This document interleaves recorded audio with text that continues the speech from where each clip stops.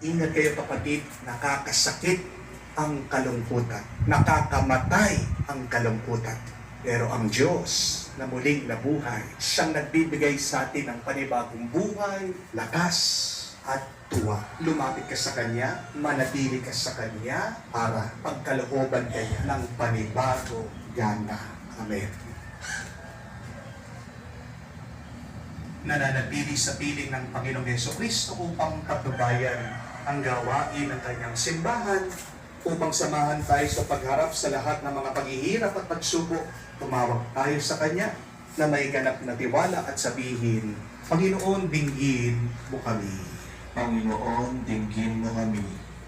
Ang buong simbahan naway pagpanibaguhin ng biyaya ng Pasko ng muling pagkabuhay. Manalangin tayo sa Panginoon. Panginoon, dinggin mo kami.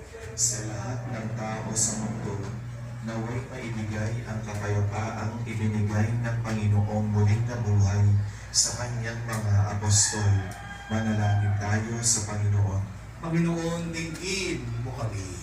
Ang mga nangangailangan, naway tulungan natin at bigyan sila ng makapapawi ng pagkagutom ng kanilang katawan at kaluluwa.